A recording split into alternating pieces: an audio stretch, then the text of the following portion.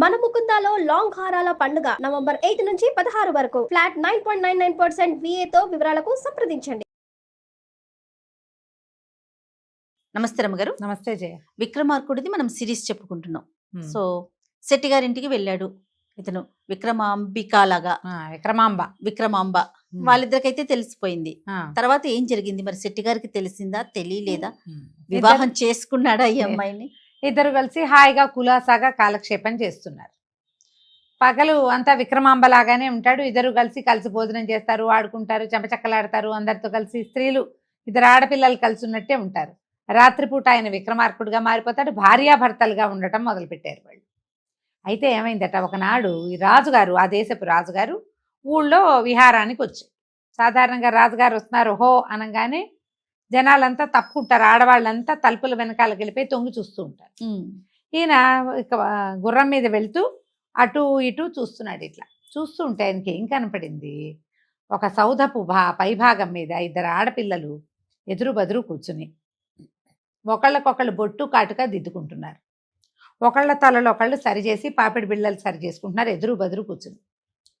ఈయన ఆశ్చర్యపోయాడు. నేను వస్తుంటే అన్ని సౌధాల మీద ఆడవాళ్ళు తెర వెనకాల నిలబడి లేదా తలుపుల వెనకాల నిలబడి నన్ను చూస్తారు. ఈ అమ్మాయిలు ఇద్దరు ఇంత మైమరిచిపోయి ఒకళ్ళనొకళ్ళు చూసుకుంటున్నారేమిటి? నా వైపు ఒక్కడూ చూడలేదు. తర్వాత ఏమో నేను చూస్తున్నానన్న స్పృహ కూడా లేదు వీళ్ళకి. ఆయన వచ్చేశాక ఈ మేడ ఎవరిది, ఆ పైన ఉన్న పిల్లలు ఎవరు కనుక్కున్నాడు. ఈ మేడ కుంతల శెట్టిది. అందులో ఒక అమ్మాయి ఖచ్చితంగా కుంతల శెట్టి కూతురు సౌందర్యరాశి. రెండో అమ్మాయి తెలీదు. ఈ అమ్మాయి వివాహిత ఇదే అంటే కాదండి, చిన్నప్పుడు ఎప్పుడో పిల్లకి 10 ఏళ్లలోపే పెళ్ళయింది. పిల్ల పెద్దది వ్యక్తురాలు కాకముందే ఆ అల్లుడు ఎక్కడికో వ్యాపారానికి వెళ్ళాడు, వాడు రాలేదు. ఆ పిల్ల ఈయన దగ్గరే ఉంది, కాపురానికి పంపిన పిల్ల కాదు, కన్య అని చెప్పారు. చెప్పేసరికి రాజు ఒప్పుకోలేదు. కన్యగా లేదు, కన్య కాదు. ఈ పురుషుడి మొహం ఎరగని పిల్ల ధోరణి వేరుంటుంది. ఈమె పురుష సాహచర్యం ఉన్న అమ్మాయి అది. ఆ ఎదురుగుండా ఉన్నది కూడా అంతే. వాళ్ళకి ఇంత మైమరిచిపోయి అలంకారం ఎవరి కోసం చేసుకుంటున్నారు వీళ్ళు? భర్త లేకపోతే ఆ పిల్లగా అంత అలంకారం ఎందుకు అని చెప్పి కుంతల శెట్టి కబురు చేశారు. కబురు చేసేసరికల్లా మీ అమ్మాయి సంగతి ఏమిటి అని అడిగితే కుంతల శెట్టి అన్నాడు, మా అల్లుడు ఎక్కడికో వెళ్ళాడండి, రాలేదు, పిల్ల మా దగ్గరే ఉంది అంటే రాజుగారు అన్నాడు, అలాగా మీ అమ్మాయి చాలా అందగత్తిగా ఉంది, ఆ పిల్ల నాకు ఇచ్చి పెళ్లి చేయన్నాడు. కుంతల శెట్టి నిర్ఘాంతపోయాడు.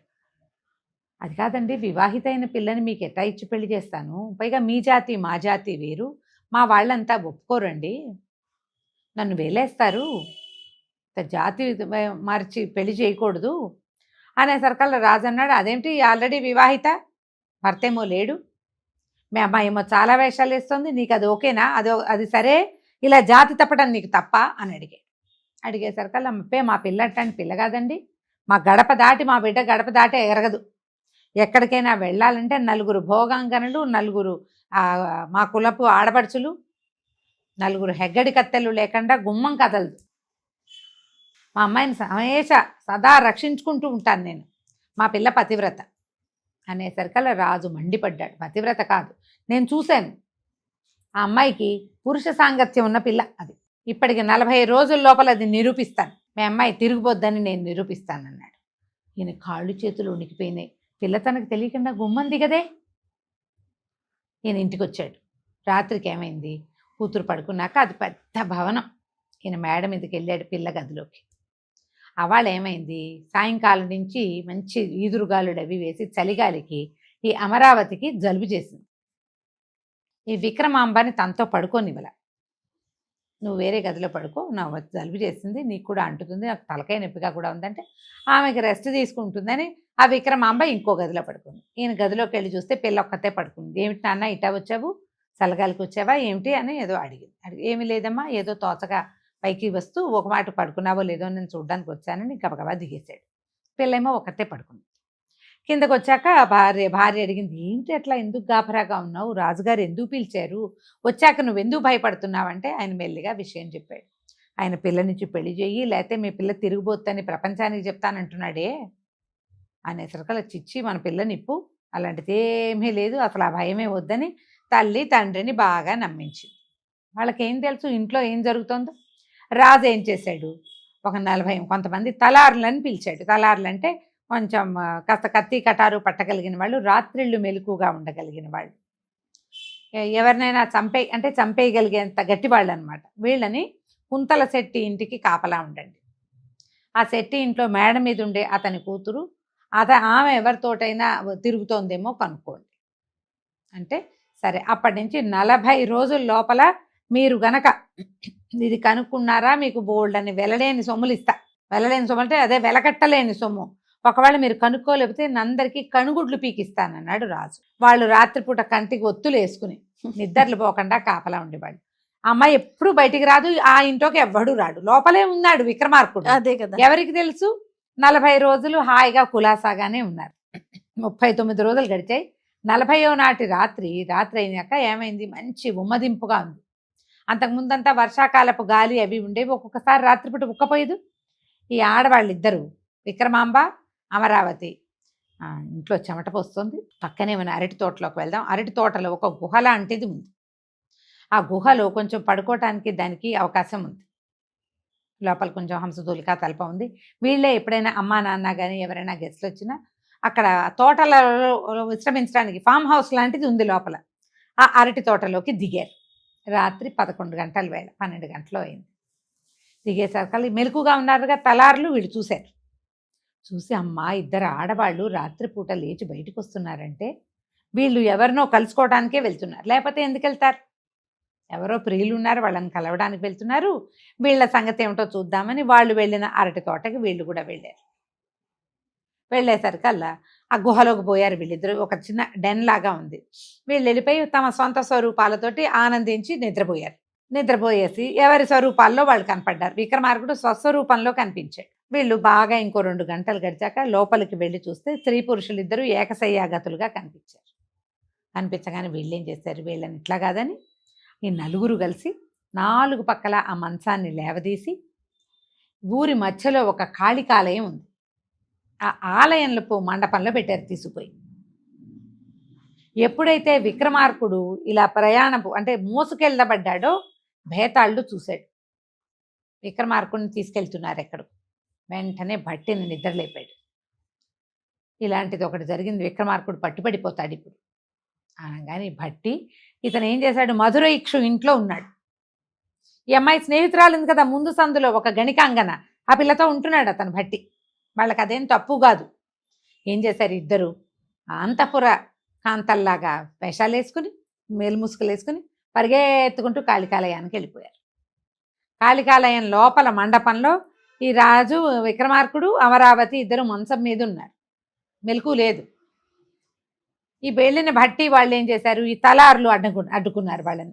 లోపలికి వెళ్ళకూడదు అంటే మాకేం తెలుసు, రాణిగారి ఆజ్ఞ, రహస్యంగా రాత్రిపూట పూజ చేయాలి, రాజుగారిని వశం చేసుకోవడానికి రాణిగారు ఏదో పూజ చేయిస్తుంది, పూజ జరగలేదంటే ఈ తలార్లు ఇక్కడ నిలబడి పూజ చేయనివ్వలేదని చెప్తాం, మీ కాళ్ళు విరక్కొట్టిస్తుంది, తెల్లారేసరికి కాళ్ళు పోతాయి మీ అందరికీ, మీ ఇష్టం వెళ్ళిపోమంటే వెనక్కి వెళ్ళిపోతామన్నారు. అనగానే తలార్లు ఏమనుకున్నారు, ఈ పని జరగకపోతే రాజు గుడ్లు పీకుతానన్నాడు. ఇప్పుడు పూజ జరగకపోతే రాణిగారు ఏం చేస్తుందో, వీళ్ళే కాళ్ళు విరకొడతామని వీళ్ళే చెప్తున్నారు ఆడవాళ్ళిద్దరు. సరే లోపలికి వెళ్ళి గుట్టుగా పూజ చేయించేసి వచ్చేసేయండి, పూజ చేసుకుని వచ్చేయమన్నారు. వీళ్ళేవో పసుపు కుంకాలు మోసుకెళ్ళారు. పూజ చేయాలంటే పట్టుకెళ్ళాలిగా.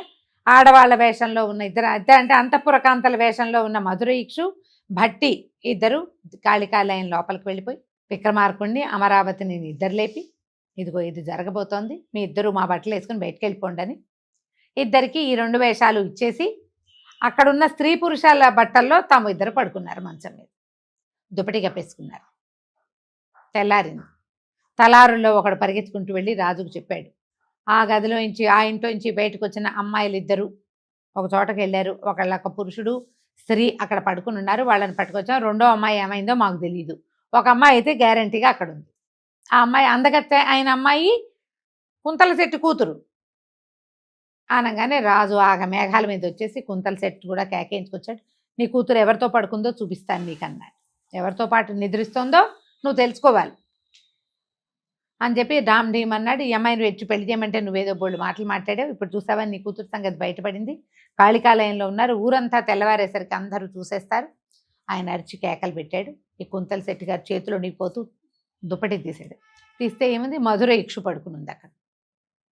ఆ అమ్మాయి గణికాంగన, ఆమె ఎవరితోటైనా ఉండొచ్చు. దుప్పటి తీసేసరికల్లా వీడెవడో శెట్టి. రెండో వాడిని ఎప్పుడు వీళ్ళు చూడలేదు. ఆయన గుర్తొచ్చింది, మొట్టమొదట మన ఇంటికి వచ్చిన శెట్టి ఈ అబ్బాయి. ఫస్ట్ మొదట శెట్టి గారి వేషాల్లో వచ్చారు కదా విక్రమార్కుడు భట్టి. ఆ మధురేక్షు కేవ్వుమని కేక వేసి, అయ్యోయ్యో ఎక్కడున్నాను, నేనేమైపోయాను, అయ్యో ఇప్పుడు నేనేం చేయను, ఇట్లా నన్ను రోడ్డు మీద పెట్టారే మీరంతా కలిసి, ఎవరిది ఈ పని, ఎవరి ఆజ్ఞ మీద చేశారు, వీళ్ళు నాకు న్యాయం కావాలి, నేను గుట్కా వ్యాపారం చేసుకుని నా జీవితంగా నేను గడుపుకుంటున్నాను, ఇప్పుడు మధురేక్షుతో గడిపిన వాళ్ళందరూ కాళికాలయంలోకి మంచానికి కాళ్ళు వచ్చేస్తాయని అందరూ అనుకుంటే నా దగ్గరికి ఎవరైనా వస్తారా, నేను ఎట్లా బతకాలి ఈ ఊళ్ళో అని చెప్పి అది కేకలు పెట్టి అరిచి రాజుగారిని రోడ్డు మీద నుంచోబెట్టింది. ఆయనకేం చేయాలో తెలియలే. సరే మధురేక్షను ఓదార్చి ఏదో పొరపాటు జరిగింది, కానీ తలార్లు ఆశ్చర్యపోయారు, తమ రాత్రి చూసిన అమ్మాయి కాదు ఇది. అమ్మాయి ఎట్లా మారింది, వాళ్ళలో ఒకడికి అనుమానం వచ్చింది, ఇద్దరు ఆడవాళ్ళు లోపలికి వచ్చారు, ఇద్దరు ఆడవాళ్ళే వెళ్ళిపోయారు. వెళ్ళిపోయింది మొదట వచ్చిన ఆడవాళ్ళేనో కాదో మనకెట్టా తెలిస్తే వాళ్ళు ముసుగులు వేసుకుని ఉన్నారు. అదే ఏదో జరిగింది. ఇప్పుడు రాణి గారి చిలికత్తలు వచ్చారని చెప్తే అదేం తలకాయ నొప్పో, నోరు మూసుకుని నోళ్ళు గట్టిగా మూసుకుని ఊరుకున్నారు. ఈ మధురేక్షు దాని ఇంటికి అది వెళ్ళిపోయింది, భట్టి ఆయన దారిని ఆయన పోయాడు. కుంతల శెట్టి ఇంటికి వెళ్తే కూతురు విక్రమాంబిక కూర్చొని సద్దనం తింటున్నారు. చేసేదేముంది, మా పిల్ల చాలా అద్భుతమైంది అనుకున్నారు. 2 రోజులు గడిచేసరికల్లా ఈ అమరావతి భర్త, ఆపీతస్థాని యొక్క భర్త ఊరి నుంచి వచ్చాడు. మా అల్లుడు వచ్చాడన్నారు. అందరూ ఆయనకి నీరాజనాలు ఇచ్చారు, లోపల ప్రవేశపెట్టారు. అతను చూసి హతాశురాలైపోయింది అమ్మాయి. ఏం వివాహం చేశారో, నేను అతన్ని మొహం చూడలేదు, మళ్ళీ నేను నువ్వే నా భర్త అనుకుని నేను నీతోటే ఉన్నాను, ఈ జీవితం ఇలా వెళ్ళిపోతుంది అనుకున్నా, ఇప్పుడు వీరొచ్చి నా నెత్తి మీద కూర్చున్నాడు, నేనేం చేయను, వాళ్ళ ఏడ్చింది. ఏడ్చేసరికల్లా విక్రమార్కుడు అన్నాడు, నువ్వు బాధపడకు, భయపడకు, గాంధర్వ వివాహం మన వివాహాల్లో ఉంది, మనం గాంధర్వ వివాహం చేసుకున్నాం, నిన్ను నాతో తీసుకెళ్లే పూచి నాది, నువ్వు ధైర్యంగా ఉండి చెప్పినట్టు చెయ్యి. ఇప్పుడు నీ భర్త ఇవాళ రాత్రో రేపు రాత్రో నీ దగ్గరకు వస్తాడు, నేను ఒక వ్రతం పట్టాను, నువ్వు వచ్చాక మొదలు పెట్టాలి అది, కాబట్టి ఒక 15 రోజుల పాటు నువ్వు నా జోలికి రావద్దు, నిన్ను సేవిస్తా అంతే. ఈ 15 రోజులు వ్రతం అయిపోని, 16 రోజులు అమ్మవారి వ్రతం, ఇది అయిపోని, అమ్మవారి షోడశోపచారాలు చేస్తాం కదా, షోడశ దినాలు అర్చన ఉంది నాకు, ఈ 16 రోజులు విడిగా ఉండు, తర్వాత నేను నీ పాదదాసిని మీ ఇంటికి కూడా వచ్చేస్తానని చెప్పి, ఈ 16 రోజుల లోపల నిన్ను తీసుకెళ్లే పూచి నాది. బాగానే ఉంది. సరే, ఈయన చక్కగా పెళ్లి కొడుకు భోజనం అది చేశాక భార్యని పలకరించడానికి వచ్చాడు. వస్తే ఈవిడ చెప్పింది జాగ్రత్తగా, అమరావతి నాకు అమ్మవారి వ్రతం ఉంది, ఇన్నాళ్ళు నీకోసం వేచున్నాను, నువ్వు ఎప్పుడు కంటపడితే అప్పుడు 16 రోజులు నోము నోచుకుంటానని పెట్టుకున్నాను, కాబట్టి అది సంగతి. సరే, ఈయన ఊరికే ఈ అందగత్తె అయిన భార్యను చూస్తూ లొట్లేస్తూ అటు ఇటు తిరుగుతున్నాడు. ఇంతలో ఏమైంది, ఉండుండి ఈ విక్రమాంబ అతనికి కనపడేది. వాళ్ళు భోజనం చేసినప్పుడు చటుక్కుని వచ్చేది, అయ్యో అక్కయ్య బావగారు భోంచేస్తున్నారా, మళ్ళీ వస్తాలే అని వెళ్ళిపోయేది. ఈ భార్యని ముట్టుకోవడానికి వీల్లేని పరిస్థితి, ఈ ఉండుండి కనపడే ఈ సౌందర్యవతి ఒడ్డు పొడుగు ఉన్న అమ్మాయిని చూసేసరికల్లా ఆయన కొంచెం ఉత్సాహంగా ఉండేది. ఈ అమ్మాయి ఎవరు ఏమిటని భార్యని అడిగాడు. ఆ అమ్మాయి భర్త ఏదో ఊళ్ళో ఉన్నాడు, పరాయి వాళ్ళ గురించి అలా అడగకూడదండి, మా ఇంట్లో కొద్దిగా కొంతకాలం ఉండటానికి వచ్చింది, నన్ను అక్క అంటుంది, మీరు అమ్మాయి గురించి అడగకూడదు అట్లాగా అని చెప్పి, అడగకూడదు అన్న వాటి మీదే జనాలకి ఆసక్తి ఎక్కువగా ఉంటుంది, అమ్మాయి జోలు మీకెందుకు అని చెప్పి ఉండుండి కనపడేది ఆ అమ్మాయి మెరుపు తీగలాగా వచ్చి వెళ్ళిపోతుంటే ఈయనకి భార్యతోటి ఏం వ్యవహారం లేదు, ఆ పిల్ల మీద ఉండేసరికల్లా ఒకనాటి రాత్రి ఏమైంది, ఈ అమరావతి భోజనం అయిపోయాక, ఈయన భోజనం అయ్యాక అమ్మాయి కిందకి వెళ్ళిపోయింది, ఈ పిల్ల వచ్చి చటుక్కుని మంచం మీద కూర్చుంది. ఈ విక్రమ కూర్చునేసరికల్లా ఆయనకి పిచ్చి ఉత్సాహం వచ్చేసి గభాలను 2 చేతులు చాచి కావలిచ్చుకోపోయాడు. ఆ అమ్మాయి చాలా సిగ్గుపడి, అయ్యో నేను ఎప్పటి నుంచో మా ఆయన కోసం ఎదురు చూస్తున్నాను, మీకు నా మీద వ్యామోహం కలిగింది, అక్కయ్య వస్తే కొంప మునిగిపోతుంది, రేపో ఎల్లుండో ఏకాంతంలో మన ఇద్దరం కలుసుకుందామని చెప్పి విక్రమార్కుడు వీడు ఈ పెళ్లి కొడుకు సరేని అనుకున్నాడు. 2 రోజులు ఈ విక్రమాంబ ఒక బాకు పుచ్చుకుని తిరిగేది. 2వ రోజు రాత్రి చీకటి మాటున ఆ అమ్మాయి మేడ మీదకి వస్తుంటే ఈయన గట్టిగా కావలిచ్చుకున్నాడు. కావలిచ్చుకునేసరికి ఈ బొడ్లో దోపుకుని ఉన్న చాకుతోటి ముక్కు కోసి పారేసింది. ముక్కు దిగిపోయింది. ముక్కు దిగిపోతే ముక్కేది పడిపోయింది, నెత్తురు కారిపోతుంది. ఆ అమ్మాయి మెరుపులాగా మాయమైపోయింది. ఈ ముక్కు దిగిపోయిన పెళ్లి కొడుక్కి ఏం చేయాలో తెలియదు. ఇక్కడే ఉంటే పరుగు పోతుంది, ప్రధానమైంది పరువు పోతుంది. పైగా భార్య వ్రతంలో ఉండగా ఎవరో వాళ్ళ ఇంట్లో కాపుదలకి ఉంచినటువంటి పిల్లని కావలించుకున్నాడంటే అది మంచిది. ఇది వీడి చెడ్డవాడైపోతాడు. అమ్మాయి మాటిన బుల్లిబుచ్చి కప్ప మాటలు కనపడి కళ్ళార్పింది అవన్నీ ఎవరికీ తెలియదు. వీడు ఆవిడ్ని కౌగిలించుకోపోయాడు, ఆవిడ ముక్కు కోసింది మాత్రమే కనపడుతుంది. ఏం చెయ్యాలో తెలియక అతను కాస్త ఇంటి నుంచి వెళ్ళిపోయాడు. కనపడకపోయేసరికి ఈ విక్రమాంబ కూడా ఏం చెప్పిందంటే అమరావతికి, నేను కూడా కనిపించను, నీ భర్త ఆయన పోయి ఇంకేం చేయాలో తెలియక ఏ పడవో ఎక్కుతాడు, ఏ ఆత్మహత్య చేసి వాడు ఏమైనా సరే మనకు సంబంధం లేదు, అసలు రావాల్సిన వాడు కాదు, వచ్చాడు వాడి చావు వాడు చస్తాడు, నేను కూడా కనపడను. ఒకవేళ మీ నాన్న అడిగితే నేను నీ భర్తతో వెళ్ళిపోయానేమోనన్న అనుమానం మీ నాన్నకు కలిగించు అని చెప్పి ఈయనేం చేశాడు, తన వేషంలో భట్టి దగ్గరికి వెళ్ళిపోయాడు. తెల్లవారేసరికి అల్లుడు లేడు. పిల్లేది వెతికారు. మధ్యాహ్నానికి అన్నం తింటానికి కూర్చుని విక్రమాంబేది అని అడిగింది. విక్రమాంబ కోసం వెతికారు. ఏది విక్రమాలేదు, ఇంకో క్రమాలేదు. ఇల్లంతా వెతికాక అప్పుడు అమ్మాయి చెప్పింది, మీ అల్లుడు అదో రకంగా చూశాడు విక్రమాంబకేసి, మరి దానికేమనిపించిందో అది మొగుడు కోసం వేచి ఉంటుంది అనుకున్నాను, ఎంతో కానీ వెళ్ళిపోయిందేమో నాన్న, పరువు తక్కువ అన్నది. అనగానే ఆయన మెల్లిగా చిలకత్తెల్ని వాళ్ళని వీళ్ళని చూసి అందరినీ అడిగితే ఏముంది, ఆయన అల్లుడు గారు ఎంతసేపు అమ్మాయిని వదిలేసి విక్రమాంబ వైపు చూసేవాడని మరి అందరూ చూస్తారు. ఇలాంటిది ఏదో జరిగి ఉండొచ్చు, ఏం చెయ్యాలో తెలియలా. సరిగ్గా వారం తిరక్కండా భట్టి ఈ అమ్మాయి విక్రమాంబ తాలూకు అన్నయ్య వేషంలో, విక్రమార్కుడు విక్రమాంబ భర్త వేషంలో వచ్చేసారు. వచ్చి, అయ్యా ఇదిగోండి మా బావమరిది దొరికాడండి, మేము వేరే దేశానికి వెళ్ళి చూశాను, మా పిల్లని పంపిస్తే మా బావమరిదిని మా పిల్లకి పునఃసంధానం అవి కావించి మీ ఊళ్ళోనే మా ఊరు తీసుకెళ్తానండి అన్నాడు. నేను కతుక్కుమన్నాడు. ఆయన వస్తాడనుకోలా.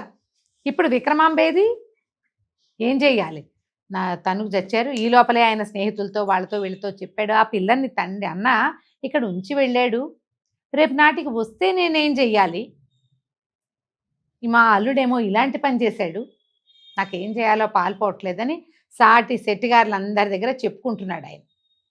ఈ సడన్గా వచ్చి ఈ పెళ్లి కొడుకు, అదే మన భట్టి బావమరిది ఇద్దరు వచ్చేసారు. ఇక మాటలు చాలా కోటలు దాటినాయి. అయితే వీళ్ళలో వీళ్ళు ఒకళ్ళు ఆలోచించుకుని ఏమన్నారు, కాదండి శెట్టిగారు, కుంతల శెట్టిగారు, మీ అల్లుడేమో వెళ్ళిపోయాడు, మొహం చెల్లుతుందా మళ్ళీ వచ్చి మీ పిల్లని నాకేమండి అని అడగడు, అమ్మాయిని తీసుకెళ్ళాడు, మనం అడుగు కూడా పెట్టనివద్దు, ఓ పని చేద్దాం, ఈ అబ్బాయి బాగున్నాడు, వీడి పెళ్ళాము వాడితో వెళ్ళిపోయింది, ఈ బాగున్న అబ్బాయికి మన పిల్లని ఇచ్చి పెళ్లి చేసేద్దాం, మనలో భర్తలు లేకపోతే రెండో పెళ్లి చేయటం ఉన్నది ఇక్కడ జరుగుతుంది, మా పిల్లని ఇస్తానని వీళ్ళకి చెప్పండి అనేసరికి ఇంకొంచెం బాగా ఆలోచించి ఆయన చేతులు పుచ్చుకుని, అయ్యా ఇవి చేతులు కాదు కాళ్ళండి, మీ పిల్లని మా అల్లుడు తీసుకుపోయాడు, దయచేసి మీరేమనుకోకుండా ఈ పిల్లాడికి ఇంకో పిల్లని ఇచ్చి పెళ్లి చేద్దాం, ఆఫర్ ఇచ్చాడు. అక్కడి నుంచి ఆ భట్టి గారు ఒప్పుకున్నాడు కానీ అల్లుడు ఒప్పుకోలే.